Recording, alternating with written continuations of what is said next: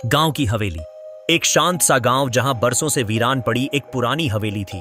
उस हवेली में रहती थी 46 साल की शिवरानी देवी, जिसे गांव वाले चुड़ैल बुढ़िया कहते थे। वो अकेली थी, लेकिन उसकी आंखों में कोई राज, कोई दर्द और एक अधूरा इंतकाम झलकता था। लोग कहते थे उसने अपने जवानी में बहुत कुछ खोया था। शहर का लड़का, शहर से आया एक 28 साल का स्मार्ट लड़का विवेक, जिसे विरासत में गांव की जमीन मिली थी। वो जमीन देखने आया और शिवरानी देवी की हवेली के पास रुका। शिवरानी ने पहली बार उसे देखा। उसकी आंखों में एक अलग ही चमक थी। धीरे धीरे दोनों की बातचीत शुरू हुई। गांव वालों ने कानाफूसी शुरू कर दी। बुढ़िया फिर से चाल चल रही है। शादी की घोषणा। एक दिन सब चौंक गए जब शिवरानी देवी ने पूरे गांव के सामने ऐलान किया, मैं इस नौजवान विवेक से शादी करूंगी। गांव में हाहाकार मच गया। विवेक ने मुस्कुराकर कहा, मैं राजी हूं। लोग समझे पैसा और जमीन के लिए विवेक झुका है, लेकिन असली खेल कुछ और था।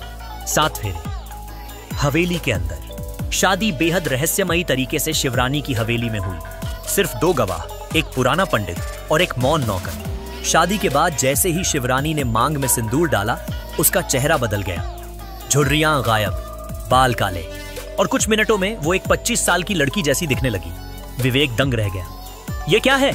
शिवरानी बोली, मैं वही हूं जिसे तेरे पिता ने धोखा देकर जिंदा जला दिया था। मैं मरी नहीं थी, बस समय का इंतजार कर रही थी, और अब तेरा खून मेरे इंतकाम को पूरा करेगा। असली सस्पेंस का खुलासा। विवेक ने धीरे से मुस्कुराते हुए कहा, तुमने जिस आदमी को जलाया था वो मेरा बाप नहीं था। मैं उसी औरत का बेटा हूं जिसे तेरे टोटकों ने मार डाला था। अब शिवरानी चौंकी। तो तू भी? विवेक, हाँ, ये शादी नहीं थी, ये एक बलिदान था। तुम्हारे खून से मेरी मां की आत्मा को शांति मिलेगी। और उसी पल हवेली की दीवारें हिलने लगीं। एक जोरदार चीख गूंजी। शिवरानी की आत्मा चीत्कार करती हुई जलने लगी और हवेली के दरवाजे अपने आप बंद हो गए। सुबह गांव वाले पहुंचे तो हवेली जलकर राख हो चुकी थी। कोई भी नहीं जान पाया कि शादी हुई भी थी या नहीं। बस राख में एक सिंदूर की डिब्बी और एक जली हुई तस्वीर मिली, जिसमें शिवरानी और विवेक शादी के जोड़े में थे, और उनकी आंखों में एक दूसरे से नफरत की आग। शिवरानी वापस क्यों आई? पार्ट 2। शिवरानी की वापसी। राख में छुपा रहस्य। हवेली की राख ठंडी हो चुकी थी, पर गांव की रातें अब भी सिहरती थीं। बच्चों को सपनों में एक औरत की चीखें सुनाई देती थीं। एक दिन गांव के मंदिर के पुजारी को राख में कुछ अजीब दिखा। एक जली हुई सिंदूर की डिब्बी जो अब भी लाल चमक रही थी, जैसे किसी की आत्मा उसमें कैद हो। शहर में विवेक की नई जिंदगी। शादी के बाद सब कुछ खत्म हो चुका था। विवेक अब गांव छोड़कर शहर में एक नई जिंदगी जी रहा था, पर हर रात कोई सपना उसे डराता था। वही हवेली, वही आग और शिवरानी की जलती हुई आंखें। एक दिन उसके कमरे के शीशे पर खून से लिखा मिला, तूने मुझे मारा, अब मैं तुझे जीते जी जलाऊंगी। डॉक्टर या तांत्रिक? विवेक मदद के लिए एक मशहूर मनोवैज्ञानिक के पास गया, लेकिन डॉक्टर ने जैसे ही उसका हाथ पकड़ा, उसकी आंखें पलट गईं और आवाज बदली, तेरी मां की आत्मा तो चैन पा गई, अब तेरी बारी है विवेक। वो डॉक्टर नहीं, शिवरानी की आत्मा थी। शहर में मौतों की शुरुआत। अब शहर में अजीब घटनाएं होने लगी। विवेक के दोस्त की आंखों में सांप घुस गया। उसकी प्रेमिका की स्किन रातों में जले जैसे उधड़ने लगी, और जहां भी विवेक जाता, एक बूढ़ी औरत की परछाई पीछे चलती। विवेक जान गया, शिवरानी मरी नहीं है, वो लौट आई है। तांत्रिक से आखिरी उम्मीद। विवेक ने एक तांत्रिक को बुलाया जो आत्माओं को वश में करता था। तांत्रिक ने कहा, तूने जिसे जलाया वो कोई साधारण आत्मा नहीं थी। वो अब नरभक्षिणी बन चुकी है, और उसे सिर्फ एक चीज से रोका जा सकता है, उसके पहले प्रेम की राख से। विवेक दंग रह गया। शिवरानी का पहला प्रेम, हवेली की वापसी। अब विवेक को उस व्यक्ति की अस्थियां ढूंढनी थी जिससे शिवरानी कभी प्यार करती थी, जो उसे धोखा देकर भाग गया था। विवेक रात के अंधेरे में उस वीरान कब्रिस्तान गया, जहां वो कंकाल अब भी मुस्कुरा रहा था। पर तभी जमीन फटी और शिवरानी की आत्मा निकली। अब वो 30 फीट लंबी, बाल बिखरे, आंखों से खून और आग निकालती थी। तू मेरा सब कुछ छीन ले गया, अब तुझे जीने नहीं दूंगी। आखिरी मुकाबला। विवेक ने उस अस्थियों की राख को अपने खून से मिलाया और शिवरानी पर फेंक दिया। चीख ऐसी जो आसमान तक गूंजी। पूरा गांव हिल उठा। शिवरानी की आत्मा तड़पती रही, मैं सिर्फ प्यार चाहती थी, सिर्फ प्यार, और राख में बदल गई।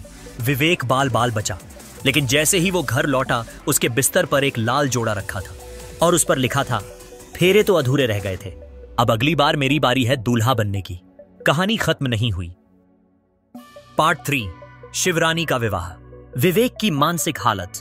घटनाओं के महीनों बाद भी विवेक का दिमाग शांत नहीं हो सका।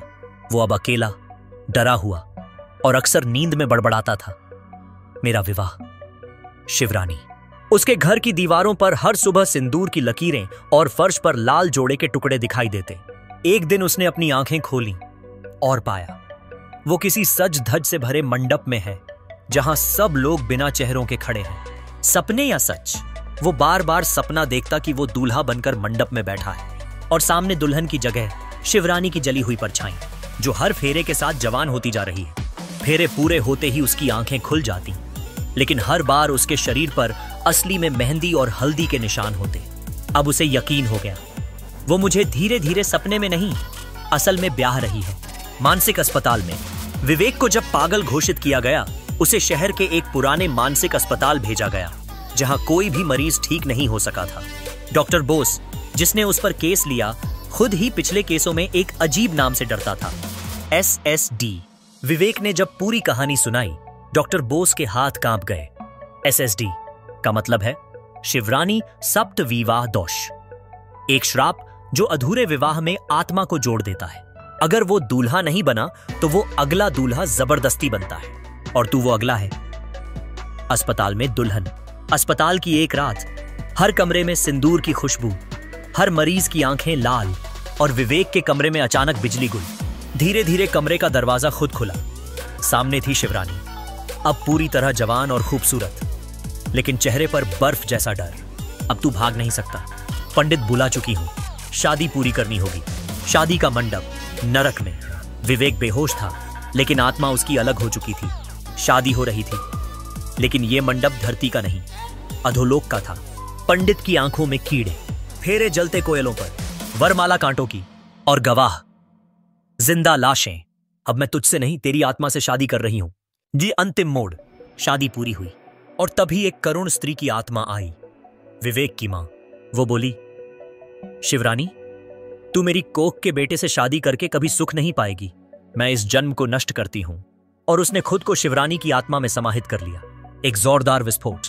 कहानी का अंत या शुरुआत। सुबह डॉक्टर बोस विवेक के कमरे में आए। कमरा खाली था, सिर्फ एक सिंदूर की डिब्बी, एक लाल जोड़ा, और दीवार पर लिखा था, शादी हो चुकी है, अब सुहागरात बाकी है। द एंड, या फिर आगी Shivgami coming soon. Part 4, Shivrani, पुनर्जन्म। एक नई सुबह, एक नया जन्म। कहानी अब से 23 साल बाद शुरू होती है। उत्तराखंड की पहाड़ियों में एक गांव, देवलोक घाट, जहां लोग कहते हैं कि रातों को जंगल में कोई दुल्हन साड़ी पहनकर रोती है। उसी गांव में एक बच्चा जन्म लेता है। नाम विवांशु, पर डॉक्टर जैसे ही बच्चे को देखता है, कांप उठता है। बच्चे की एक आंख पूरी तरह लाल थी, और उसके हाथ में जन्म के साथ एक सिंदूर की डिब्बी थी। लड़की का आगमन। दिल्ली से एक लड़की गांव घूमने आती है। नाम शिवांगी, उम्र 22 साल। बहुत साधारण, शांत, मगर जब वह विवांशु को देखती है तो कहती है, ये बच्चा मेरे सपनों में आता है, मुझे इसके साथ कुछ अधूरा लगता है। गांव वाले कहते हैं, तू शायद वो है जो लौट आई है। असली रहस्य। एक साधु गांव आता है और कहता है, विवांशु कोई साधारण बच्चा नहीं, ये उसी आत्मा का पुनर्जन्म है जो कभी विवेक थी, शिवरानी का दूल्हा। और शिवांगी, वो खुद शिवरानी है, जो अब इंसानी जन्म में है। अब दोनों के सपने जुड़ने लगते हैं। विवांशु को रातों में पुरानी हवेली दिखाई देती है, शिवांगी को जले हुए फेरे, शादी का प्रस्ताव। फिर से शिवांगी को जैसे कोई अनदेखी शक्ति विवांशु की ओर खींच रही है। अब वो खुद एक दिन गांव के मंदिर में कहती है, मैं इस लड़के से शादी करना चाहती हूँ। गांव वाले चौंक उठते हैं। एक 23 साल की लड़की और 23 दिन का बच्चा, पर अब की बार बात शादी की नहीं, आत्मा की है। आत्मा समागम की रात, पूर्णिमा की रात। शिवांगी अकेली मंदिर में जाती है। वह एक पुराने दीपक को जलाती है और कहती है, विवेक, अब हम पूरे होंगे। वही दीपक शिवरानी की आत्मा को बुला लेता है। उधर विवांशु का शरीर नीला पड़ने लगता है और उसकी आंखें पूरी लाल। दोपहर 12 बजे आत्माएं मिलती हैं। अब दोनों अपने पुराने रूपों में वापस आ जाते हैं। आखिरी मोड़। तभी वहां वो साधु आता है और चिल्लाता है, अगर ये आत्माएं मिल गईं तो संपूर्ण नरक खुल जाएगा। ये शादी ब्रह्मांड को अशुद्ध कर देगी। साधु शिवांगी पर मंत्र फेंकता है। वो चीखती है पर मुस्कुराती भी है। अब की बार मैं अधूरी नहीं रहूंगी, तुम रोक नहीं सकते। और जैसे ही वो विवांशु को छूती है, दोनों शरीर जल उठते हैं। अंत या आरंभ 3 साल बाद एक शहर की सड़क पर एक जोड़ा बाइक पर बैठा है। लड़की हंसते हुए पूछती है, क्या तुम मुझसे शादी करोगे? लड़का मुस्कुराकर कहता है, शर्त है, अधूरी नहीं रहेगी ना? लड़की कहती है, इस बार पूरी होगी। शिवरानी वादा करती है। The end. नरक का विवाह या शिवरानी वर्सेस महाकाल, पार्ट 5, नरक का विवाह। पिछली कहानी का सार। शिवरानी और विवेक की आत्माओं ने कई जन्मों के बाद मिलन तो पाया, लेकिन वह मिलन धरती और आत्माओं के संतुलन के विरुद्ध था। अब उनके प्रेम की परिणति नरक के विवाह की ओर बढ़ रही है। एक ऐसा विवाह जो सिर्फ प्रेम नहीं, विनाश लाएगा। मृत्युलोक में खलबल, यमलोक में संकट सभा बुलाई जाती। यमराज गरजते हैं, मंदिरों के शिवलिंगों से खून बहता है। हर फेरे की रात हवाएं लाल हो जाती हैं। लोग कहते हैं कोई विवाह शापित है और वो पास आ रहा है। शिवरानी का घोषणा। शिवरानी अब इंसान के शरीर में नहीं, शुद्ध ऊर्जा में बदल चुकी है। वो त्रिकाल को चुनौती देते हुए घोषणा करती है, अब विवाह होगा नरक में, जहां न विधि है न नियम। और ये विवाह सिर्फ प्रेम का नहीं, प्रतिशोध का उत्सव होगा। महाकाल की एंट्री। काशी में महाकाल का दरबार जागता है। उनके अनुयायी चेतावनी देते हैं, भगवान, शिवरानी की आत्मा अब धरती और नरक के बीच पुल बना रही है। अगर ये विवाह संपन्न हुआ तो स्वर्ग तक जल उठेगा। महाकाल पहली बार क्रोधित होते हैं। उसे रोका जाएगा। उसकी ऊर्जा मेरे त्रिशूल में समा जाएगी। नरक का विवाह मंडप। नरक के केंद्र में एक मंडप सजता है। अग्नि की जगह लावा है। वरमाला हड्डियों की है। गवाह अधमरे राजा, पिशाच और आत्माएं। पंडित खुद काल तांत्रिक भीषणद्र। विवांशु, विवेक का पुनर्जन्म को बुलाया गया है। उसके शरीर को भूल भुलैया जैसी तंत्र शक्ति से बांध दिया गया है। अब वह चाहकर भी पीछे नहीं हट सकता। विवाह आरंभ और टकराव। जैसे ही पहला फेरा शुरू होता है, महाकाल का त्रिशूल नरक में प्रवेश करता है। शिवरानी चीखती है, यह मेरा अधिकार है, तुम नहीं रोक सकते। महाकाल कहते हैं, प्रेम से बड़ा धर्म नहीं, लेकिन प्रेम जो ब्रह्मांड को जलाए वो अहंकार है। द्युमोतिर। भीषण युद्ध छिड़ता है। शिवरानी की आंखों से अग्नि निकलती है। महाकाल के डमरू की ध्वनि से पूरा यमलोक कांप उठता है। अंतिम निर्णय। विवांशु दोनों के बीच खड़ा हो जाता है। वो शिवरानी की ओर देखता है और कहता है, अगर मेरा जन्म तेरे विवाह के लिए हुआ था तो आज मैं अपना अस्तित्व नष्ट कर दूंगा ताकि ये चक्र रुक जाए। और वह स्वयं को त्रिशूल में समर्पित कर देता है। शिवरानी चीख उठती है, नहीं, ये विवाह अधूरा नहीं रहना चाहिए। लेकिन सब राख हो जाता है। अंतिम क्लोजिंग सीन। एक सूनी घाटी। वर्षों बाद एक छोटी बच्ची खेल रही है। उसे मिट्टी में एक लाल डिब्बी मिलती है। वो मुस्कुराती है, माथे पर लगाती है और धीरे से फुसफुसाती है, अब की बार विवाह मैं पूरी कराऊंगी। शिवरानी का चक्र फिर से शुरू हुआ। नरक का विवाह समाप्त नहीं हुआ, बस टला है। पार्ट 6, शिवरानी, अंतिम अवतार। पिछली कड़ी से जुड़ा सारांश। शिवरानी और विवांशु, विवेक का पुनर्जन्म का विवाह हमेशा अधूरा रह गया। प्रेम, बदला, श्राप और आत्मा का यह चक्र कई जन्मों से चलता आ रहा था। अब शिवरानी एक ऐसी चेतना में बदल चुकी है जो न सिर्फ आत्माओं बल्कि समय और ब्रह्मांड के संतुलन को भी तोड़ सकती है। त्रैलोक्य सभा, तीनों लोकों की आखिरी बैठक। स्वर्ग, मृत्युलोक और पाताल के देवता इकट्ठा हुए। ब्रह्मा, विष्णु और महेश के त्रिगुण शक्ति अवतार बोले, अब सिर्फ एक रास्ता है, या तो शिवरानी को उसकी पूर्णता मिले या पूरी सृष्टि को नया जन्म देना होगा। ब्रह्मांडीय गर्भ। शिवरानी अब विवाह नहीं चाहती, अब वह पूर्णता चाहती है। वो एक ब्रह्मांडीय गर्भ बनाती है जहां समय, आत्मा, शरीर, प्रेम सब कुछ शून्य में मिल जाए। वो एक नया ब्रह्मांड जन्म देना चाहती है जहां कोई अधूरा प्रेम न हो, कोई विवाह अधूरा न रह जाए। लेकिन इस सृजन के लिए उसे एक अंतिम बलिदान चाहिए। विवांशु की आत्मा, जो अब प्रेम नहीं प्रकाश बन चुकी है। समय के बाहर अंतिम मिलन। शिवरानी और विवांशु की आत्माएं समय के बाहर एक काल शून्य में मिलती हैं। शिवरानी कहती, इस बार मैं तुझे नहीं छीनूंगी, मैं तुझे खुद में संभालूंगी। विवांशु मुस्कुराता है, और मैं तुझे खुद से मुक्त कर दूंगा ताकि तू फिर कभी अधूरी न रह सके। दोनों आत्माएं एकाकार हो जाती हैं, न नर न नारी। अब वो सिर्फ चेतना है, सृष्टि का अंतिम जल। जैसे ही ये मिलन पूर्ण होता है, पुरानी दुनिया जल उठती है, धरती फटती है, आकाश टूटता है, समय की घड़ियां रुक जाती हैं। हर आत्मा एक बार फिर शून्य में प्रवेश करती है।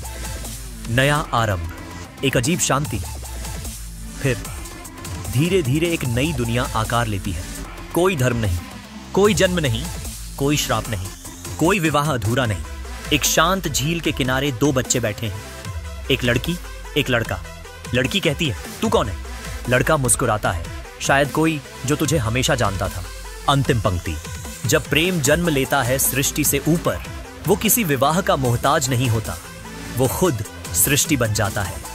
The end.